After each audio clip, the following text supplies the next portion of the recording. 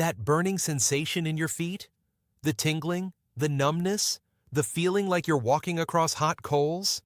You were probably told it's a nerve problem. Maybe you got a diagnosis. Maybe they handed you a prescription. But here's what nobody explained to you. Your nerves didn't just randomly decide to stop working. There is a root cause behind this, and it has almost nothing to do with your nerves directly. If you've been dealing with burning feet, what you're about to hear could change the way you think about this condition entirely. We're talking about peripheral neuropathy. It's classified as a disease of the nerves. But that label is misleading because it only describes what's happening at the surface level. It tells you the nerve is damaged. It doesn't tell you why. And the why is the only thing that actually matters if you want to fix this. Here's something most people never hear. This problem doesn't appear overnight. It's been building inside your body for 20 to 30 years before you feel the first tingle in your toes. By the time your feet start burning, you're looking at the tail end of a very long process. That should completely reframe how you understand what's actually going on. The real issue is not the nerve itself. It's the blood vessels that supply the nerve. Your nerves need fuel, oxygen, and nutrients to function. They get all of that through tiny blood vessels. When those blood vessels become damaged, the nerve gets starved. A starving nerve screams. That's the burning. That's the tingling. That's your body sending a distress signal. So what destroys those blood vessels? Years of elevated blood glucose. Chronically high blood sugar slowly eats away at the walls of these tiny vessels, choking off the supply line to your nerves. And it shows up in your feet first, because the nerves running to your feet are the longest in your entire body. The longest supply line is always the first to fail. Now here's where it gets maddening. There's a starvation happening at the nerve level. The nerve is desperate for fuel. But meanwhile, your blood is absolutely flooded with sugar. The body is bathed in fuel it cannot use. The nerve is starving in the middle of a feast. That's insulin resistance. Drop a comment if you've heard of insulin resistance but never connected it to the burning in your feet. Most people haven't. Because this connection is almost never explained in a standard medical visit. If you don't address the upstream cause, you're chasing symptoms forever. And that's exactly what most conventional approaches do. Inside your nerve cells, you have structures called mitochondria, tiny engines that take glucose and convert it into usable energy. When they're working properly, one molecule of glucose produces roughly 32 units of ATP, your body's energy currency. That's a healthy, efficient system.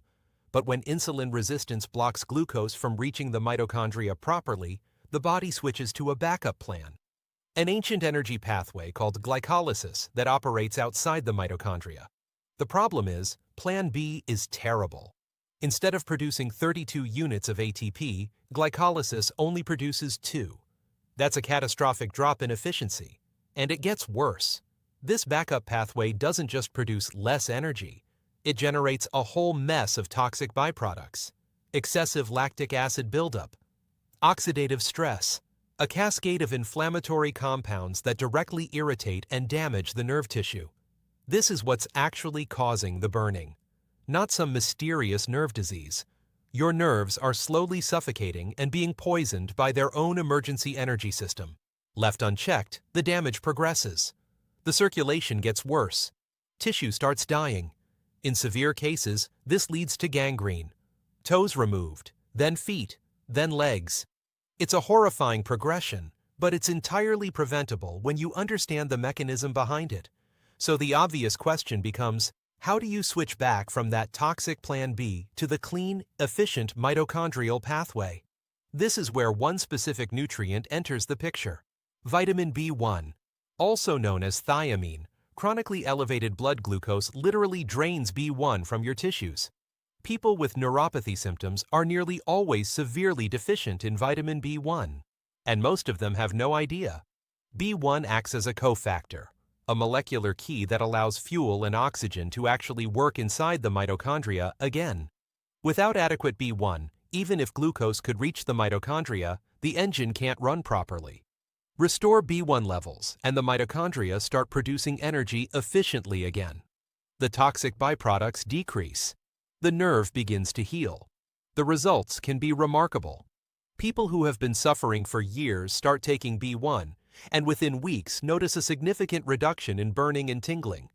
It makes perfect sense when you understand the biochemistry behind it. There is one catch though. Standard vitamin B1 is water-soluble. Your nerves are wrapped in a fatty insulating layer called myelin. Water-soluble B1 has a very hard time penetrating through that fat layer to reach the nerve tissue where it's needed most. Most of it never gets where it needs to go.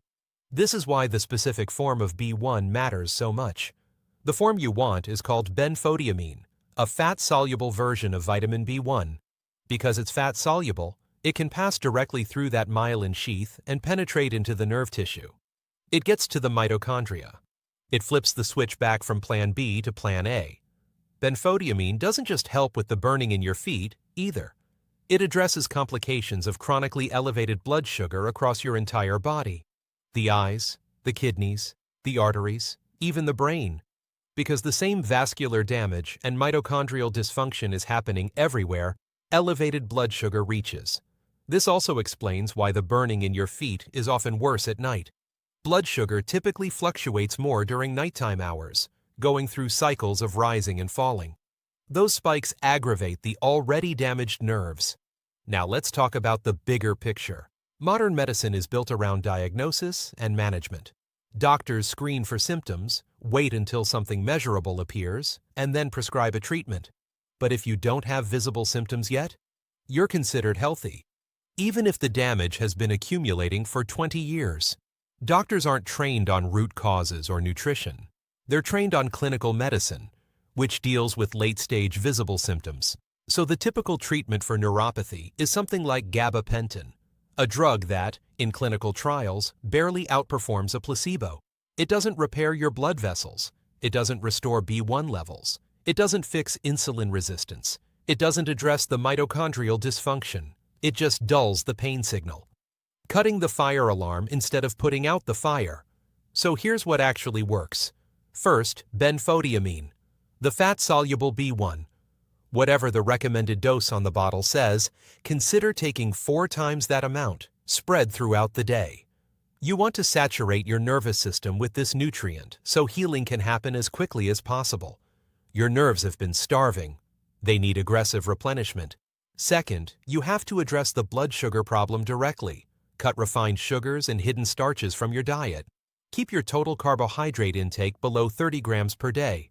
Bread, pasta, rice, cereals, most packaged foods, they're all loaded with hidden starch that spikes blood sugar just as aggressively as pure sugar does.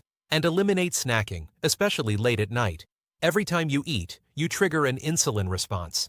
The goal is to give your body extended periods without that glucose spike. Third, increase your intake of magnesium and potassium-rich foods. Both minerals support nerve function and help regulate electrical signaling. Dark leafy greens, avocados, nuts, and seeds are all excellent sources. Fourth, consider adding alpha-lipoic acid alongside benfotiamine. Alpha-lipoic acid is a powerful antioxidant that helps clean up the oxidative damage caused by that dirty glycolysis pathway. It works alongside B1 to accelerate nerve recovery. And one final thing worth understanding. Standard blood sugar tests can show normal results for years while this damage quietly progresses underneath. A fasting glucose test gives you one snapshot in time.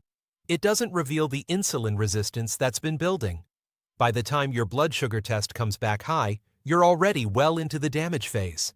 Relying on standard blood work alone to judge your metabolic health can be dangerously misleading. This entire condition traces back to one thing: blood sugar and insulin resistance. Fix that, and you're not just treating burning feet. You're addressing the root cause of dozens of chronic conditions that modern medicine treats as separate diseases. They're not separate. They're all branches of the same tree. If this changed how you think about neuropathy, subscribe. We break down what the health industry won't tell you every day.